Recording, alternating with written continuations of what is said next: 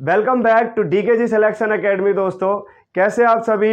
I hope आप सभी अच्छे और स्वस्थ होंगे और आपकी पढ़ाई अच्छी चल रही होगी और आपकी प्रिपरेशन बेहतरीन चल रही होगी, क्योंकि दोस्तों आप सभी मेहनत कर रहे हैं और यकीन मानिए कि आपकी मेहनत एक दिन ज़रूर रंग लेके आएगी। आज इस वीडियो में हम डिस्कस करेंगे एक बहुत ही इंटरेस्टिंग टॉपिक के बारे में। बहुत ही छोटा सा टॉपिक है दोस्तों और बहुत ही प्यारा टॉपिक है, और एग्ज़ाम के पॉइंट ऑफ व्यू से ये बहुत ही इम्पोर्टेंट होने वाली है, क्योंकि एग्ज़ाम में आपको यहाँ से कई बार प्रश्न देखने को मिलते हैं। तो चलिए बिना किसी देरी के वीडियो को स्टार्ट करते हैं। वीडियो को स्टार्ट करने से पहले जो नए व्यूवर्स हैं और जो नए स्टूडेंट्स हैं वो इस चैनल को सब्सक्राइब और बेल आइकन को प्रेस कर लीजिए दोस्तों, और वीडियो को जल्दी से लाइक और शेयर कर दीजिए। उसके बाद अपनी क्लास स्टार्ट करते हैं दोस्तों। तो दोस्तों टॉपिक का नाम है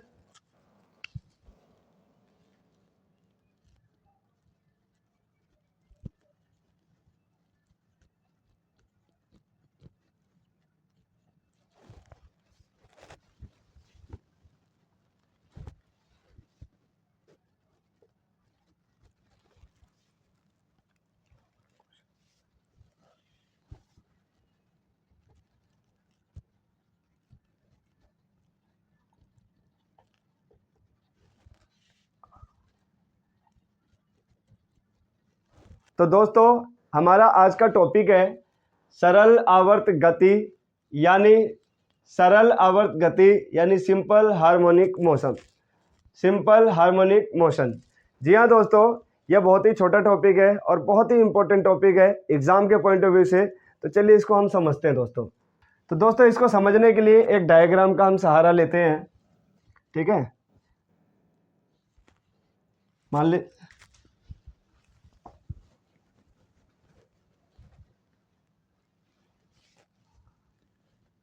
लीजिए दोस्तों ये एक लेंथ है, ठीक है, और ये एक मध्यमान स्थिति है, ठीक है। यहाँ से मान लीजिए कि एक झूला आपने देखा होगा दोस्तों। झूला जो है ऐसे झूले पे देखा होगा दोस्तों, ऐसे ऐसे लोग झूलते हैं, ठीक है, वो देखा होगा आपने। या घड़ी आपने दीवारों पे देखा होगा, कई स्कूलों में देखा होगा, कई कॉलेजेस में देखा होगा आपने। इस तरीके से जो है एक पेंडुलम काम करती है, इस तरीके से वो गति करती है, ठीक है। तो वो दोस्तों सरल आवर्त गति का ही एक बेहतरीन एग्जाम्पल है, तो उसको समझते हैं। तो सरल आवर्त गति को समझने के लिए पहले ये समझिए दोस्तों कि यहाँ पे जो है ये एक मध्यमान स्थिति है। यहाँ से जो है कोई कण जो है दोस्तों यहाँ आ गया मान लीजिए, फिर यहाँ से जो है मान लीजिए यहाँ पे आ गया, ठीक है, फिर यहाँ से मान लीजिए यहाँ पे आ गया, फिर मान लीजिए दोस्तों यहाँ से यहाँ आ गया, ठीक है। तो आपको इसमें क्या दिख रहा है कि पहले हम यहाँ से यहाँ आ गए, तो यहाँ से जो यहाँ आए हैं इसको दोस्तों आयाम बोला जाता है, यानी कि एम्पलीट्यूड बोला जाता है, ठीक है। और एक आयाम ये होता है, फिर यहाँ से अपने मध्यमान स्थिति में आती है, ठीक है, केंद्र पे आता है, सेंटर पे आता है, और उसके बाद फिर ये लेफ्ट साइड को आता है, ठीक है, और फिर एक बिंदु के बाद फिर ये अपने मध्यमान स्थिति पे आता है, यानी 1 2 3 4, यानी कि 4 बार जब आयाम पूरा कंप्लीट होता है। कितनी बार दोस्तों? 4 टाइम। कितनी बार? 4 टाइम। आयाम कितनी बार कंप्लीट हुआ? 4 टाइम, ठीक है दोस्तों। तो अगर 4 बार एक आयाम कंप्लीट होता है तो उसको दोस्तों दोलन कहते हैं, ठीक है। इसी को दोस्तों कंपन का नाम भी दिया जाता है, ठीक है। तो आई होप कि ये आपको समझ में आया होगा, ठीक है। इसी को ऑसिलेशन बोला जाता है, इसी को वाइब्रेशन बोला जाता है, ठीक है। मैं रिपीट करता हूँ एक बार दोस्तों। मान लीजिए राइट की तरफ जो है, इधर की तरफ मान लीजिए एक झूला आया, फिर यहाँ से यहाँ आया, फिर यहाँ से आया, फिर एक स्थिति के बाद फिर ये वापस आता है। तो ये 4 आयाम पूरे करता है। तो 4 आयाम पूरे करने के बाद ये एक दोलन पूरा करता है। बहुत ही आसान है, बहुत ही सिंपल है। कंपन वाइब्रेशन बहुत ही सिंपल है आपके लिए, ठीक है। एक होता है दोस्तों आवर्तकाल,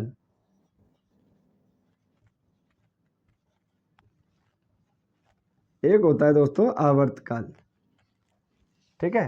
तो आवर्तकाल क्या होता है, ठीक है, ये भी बहुत आसान है, ठीक है। इसको समझते हैं हम। एक बार जो कंपन करने में जो टाइम कंज्यूम होता है उसी को आवर्तकाल कहते हैं। यानी कि एक दोलन पूरा करने में जो टाइम लगा है, ठीक है, टाइम लगता है दोस्तों एक कंपन को पूरा करने में, ठीक है। तो एक दोलन को कंप्लीट करने में जो टाइम लगा है उसी को दोलन कहते हैं, ठीक है। आई होप कि आवर्तकाल आपको समझ में आ गया होगा, ठीक है। एक होता है दोस्तों फ्रीक्वेंसी, ठीक है। ये मैंने आपको एक बार साउंड वाले चैप्टर में भी करवाया था कि फ्रीक्वेंसी क्या होती है दोस्तों, एक सेकंड में कितनी बार दोलन कंप्लीट हुआ है, यानी एक सेकंड में कितनी बार कंपन हुआ है, ठीक है। तो उसको हम फ्रीक्वेंसी कहते हैं। आई होप कि ये आपको बात समझ में आ गई है। तो आपने झूला देखा होगा दोस्तों, ठीक है, फिल्मों में भी देखा होगा, मूवी में भी कि कोई झूला झूल रहा है यहाँ पे, ठीक है। और झूले पे एक चीज़ आपने नोट किया होगा कि झूले पे अगर एक की जगह दो भी बैठा देंगे आप लोगों को, या तीन लोग भी बैठा देंगे, तो झूला जो है फिर भी वो चलता रहता है, ठीक है। ऐसा नहीं है कि हमने एक की जगह दो बैठा दिए तो झूला रुक जाएगा या उसकी स्पीड ज़्यादा बढ़ जाएगी, नहीं। यानी कि मैं कह सकता हूँ कि आवर्तकाल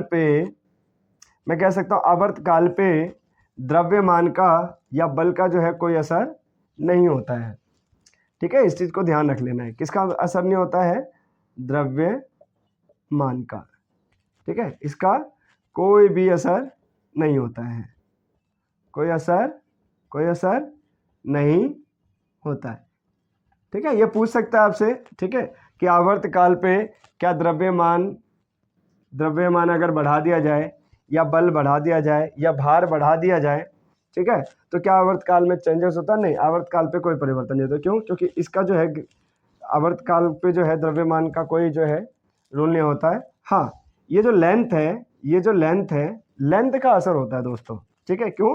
क्योंकि इसका फार्मूला आप अगर देखे हुए, ठीक है, इसका फार्मूला हम देख लेते हैं एक बार।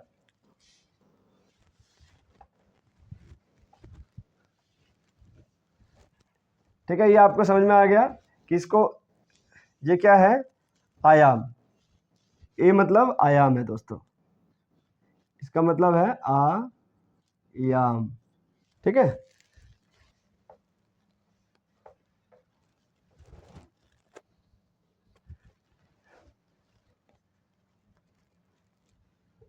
ठीक है, तो ये जो है दोस्तों टी जो है एक आवर्तकाल है, ठीक है। और दोस्तों देखो इसमें जो लिखा है सरल आवर्त गति, तो ये जो है, ये जो गति है दोस्तों, जैसे यहाँ आया फिर यहाँ आया फिर यहाँ आया, तो ये बार बार जो है ये पुनः जो है ये स्थिति प्राप्त होती है, तो उसी को सरल आवर्त गति कहते हैं, ठीक है। ये प्रक्रिया बार बार चलती है तो उसी को सरल आवर्त गति कहते हैं, सिंपल। सरल आवर्त गति इसी को कहते हैं, जब ये पुनः जो है बार बार जो है ये प्रक्रिया चलती है तो इसी को सरल आवर्त गति कहते हैं। ये दोहरा रही है मतलब, ठीक है, ये प्रक्रिया जब दोहराई जाती है, ये गति बार बार दोहराई जाती है तो इसी को सरल आवर्त गति, सिंपल हार्मोनिक मोशन कहते हैं। तो आवर्त टाइम का जो है, आवर्त टाइम का हम फार्मूला देख लेते हैं क्या होता है। इसका जो फार्मूला होता है दोस्तों 2 पाई रूट एल अपॉन जी, ठीक है। अब इसको ध्यान से देखिए दोस्तों, आवर्त काल का जो फार्मूला है 2 पाई रूट एल अपॉन जी। जी आपको पता है ग्रेविटेशन फोर्स है, एल आपको पता है लेंथ है, ये लेंथ है, ठीक है, और जो पृथ्वी खींच रही है उसको ग्रेविटेशन फोर्स कहते हैं। तो आप जब टी देखोगे आवर्त काल, ठीक है, टाइम पीरियड, तो इसका कनेक्शन है, यानी कि एक कनेक्शन इसका है और एक कनेक्शन इसका है, ठीक है। तो ऊपर ऊपर जो होता है ना दोस्तों, ये अगर ऊपर हो तो ये एक जैसा जो है बिहेव करती है। कैसे? यानी कि लेंथ अगर मैं बढ़ा दूं, देखो दोस्तों,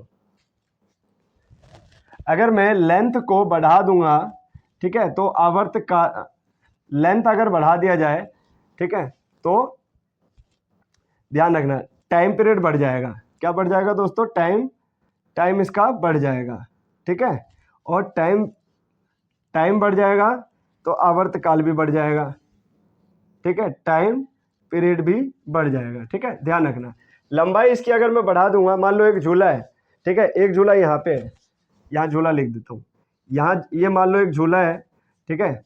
अब ये छोटा झूला है, ठीक है, ये मान लो 10 मीटर है, एक मैंने मान लो 15 मीटर का झूला बना दिया। तो ध्यान रखना है,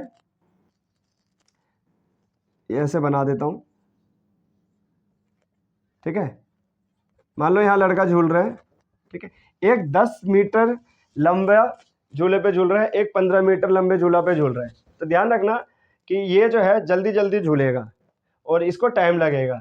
यानी कि अगर लेंथ बढ़ा दिया जाए, ठीक है, तो आवर्तकाल, तो टाइम झूला झूलने में झूले का जो टाइम है वो बढ़ जाता है। झूले का टाइम बढ़ जाएगा तो आवर्तकाल भी बढ़ जाएगा। यानी कि लेंथ बढ़ाने पे टाइम बढ़ जाता है, लेंथ बढ़ाने पे टाइम बढ़ जाता है और लेंथ बढ़ने पे टाइम पीरियड भी बढ़ जाता है। तो ये ध्यान रखना है। तो लंबाई का टाइम पीरियड पे और टाइम पे असर होता है, ठीक है। कैसा असर होता है? जब लंबाई बढ़ेगी तो टाइम पीरियड भी बढ़ेगा और समय भी बढ़ेगा। और झूला कैसा हो जाएगा, इसकी जो स्थिति है वो कैसी हो जाएगी दोस्तों, झूला हो जाएगा सुस्त। यानी कि लंबाई बढ़ने पर ध्यान रखना टाइम बढ़ेगा, टाइम पीरियड बढ़ेगा और झूला जो है एकदम धीमा हो जाएगा। झूला कैसा हो जाएगा? धीमा। धीमा यानी कि सुस्त, ठीक है। वही दोस्तों ये देखो 10 मीटर, ये लंबाई मैंने 10 मीटर ले लिया मान लो, ठीक है।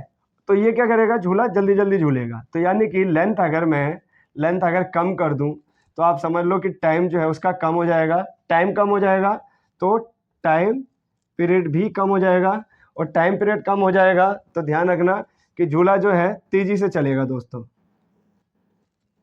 ठीक है, तेजी से चलेगा यानी जल्दी से, ठीक है।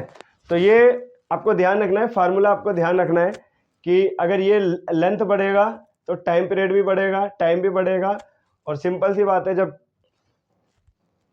टाइम बढ़ जाएगा इसका तो ये स्लो हो जाएगा और इसका अगर टाइम कम रहेगा तो ये जल्दी जल्दी झूला झूलेगा। तो आपने झूला भी देखा होगा मूवी में, अगर लंबा झूला है तो उसको टाइम लगता है आने, वहाँ आप आगे चला है झूला मान लो लगा हुआ है, लंबा झूला है अगर, तो अगर वो आगे चला गया तो उसको आने में टाइम लगेगा। लेकिन छोटा झूला है तो वो जल्दी से जाएगा और जल्दी से आ जाएगा। क्यों? क्योंकि इसकी लेंथ कम है। तो लेंथ का सीधा असर है, ठीक है। एक चीज हो रहा है यहाँ पे दे रखा है, एक दे रखा है दोस्तों ग्रेविटेशन, जी दे रखा है, ठीक है, एक्सेलरेशन ऑफ ग्रेविटी। तो क्या इसका भी असर होता है? तो हाँ, इसका भी असर होता है। आप देखो आप कैसे होता है इसका असर। पृथ्वी बनाओ एक बार, ये इस तरीके से पृथ्वी बनेगी और ये सेंटर है दोस्तों, ठीक है। अब ये पोल है, ठीक है, और ये इक्वेटर है, ठीक है। तो यहाँ से इसका डिस्टेंस मैंने आपको लास्ट क्लास में भी करवाया था, आप एक बार देखोगे तो आपको पता चल जाएगा। ग्रेविटी जो है मैंने पता, ग्रेविटेशन फोर्स में ये आपको मैंने करवाया हुआ है। अगर आपने पढ़ा होगा तो ये जल्दी समझ में आ जाएगा। तो यहाँ की देखो, यहाँ का डिस्टेंस कितना है? कम है, और यहाँ की दूरी ज़्यादा है। तो यानी कि पोल के पास में ग्रेविटी जो है अधिकतम होगा, ज़्यादा होगा, ठीक है। और इक्वेटर की तरफ जो जी का मान है यहाँ पे कम होगा। यानी कि डिस्टेंस ज़्यादा होगा अगर यहाँ पे, तो इक्वेटर पे जी का मान कम होता है और ध्रुव पे जी का मान ज़्यादा होता है। तो यानी कि जी का मान अगर बढ़ा दें, ध्यान रखना, जी का मान बढ़ा देंगे तो आवर्तकाल कम हो जाएगा, और जी का मान अगर कम कर दोगे तो आवर्तकाल बढ़ जाएगा। यहाँ पे विपरीत संबंध है और यहाँ पे सेम संबंध है। सिंपल, इसका स्क्रीनशॉट ले लीजिए दोस्तों, ठीक है। यहाँ से एग्जाम्पल आपसे पूछ सकता है कि झूले का एग्जाम्पल आपसे पूछ सकता है, ठीक है। स्कूल में जो घड़ी होती है, घड़ी का आपसे एग्जाम्पल पूछ सकता है कि गर्मी के मौसम में क्या होता है। तो गर्मी के मौसम में क्या होता है दोस्तों, वो थोड़ा सा लूज हो जाता है, वो उसकी लंबाई बढ़ जाती है थोड़ी सी। घड़ी की लंबाई जब बढ़ जाती है तो वो आवर्तकाल उसका बढ़ जाता है, आवर्तकाल बढ़ जाता है। टाइम पीरियड जब उसका बढ़ जाता है तो वो सुस्त पड़ जाता है, जिसकी वजह से है टाइम में थोड़ा सा मिसमैच आपको देखने को मिलता है दोस्तों। तो आई होप कि सरल आवर्त गति आपको समझ में आ गया।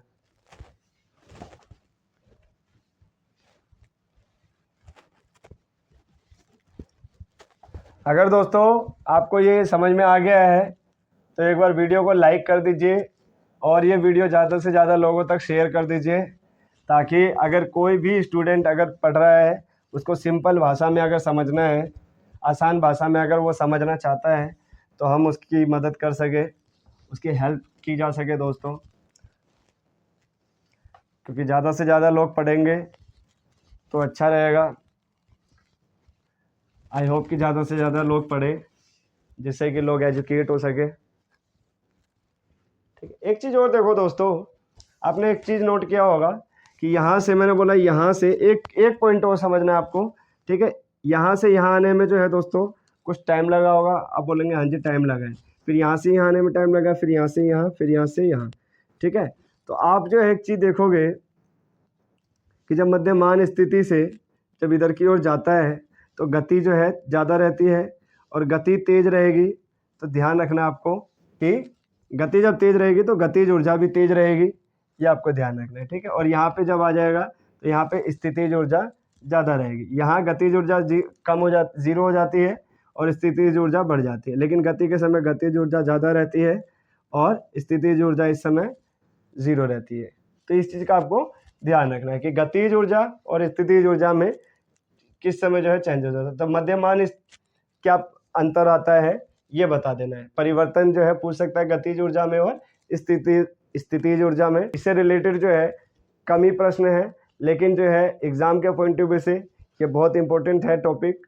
तो आप जो है इस टॉपिक की प्रैक्टिस कर लीजिएगा, एक दो बार पहले वीडियो को देख लीजिएगा और उसके बाद में इसके नोट्स बना लीजिएगा।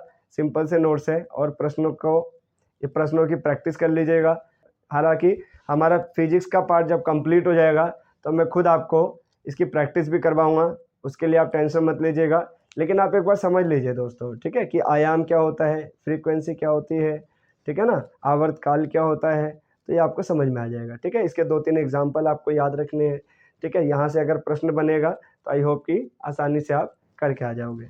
तो दोस्तों अगर वीडियो आपको अच्छी लगी है तो वीडियो को लाइक और शेयर कर दीजिए, ताकि ये वीडियो ज़्यादा से ज़्यादा लोगों तक जा सके और दूसरे बच्चों को भी पढ़ने में मदद मिल सके। दोस्तों इस क्लास को दोस्तों यहीं समाप्त करते हैं, तब तक के लिए पढ़ते रहिए, खुश रहिए। जय हिंद, जय भारत दोस्तों।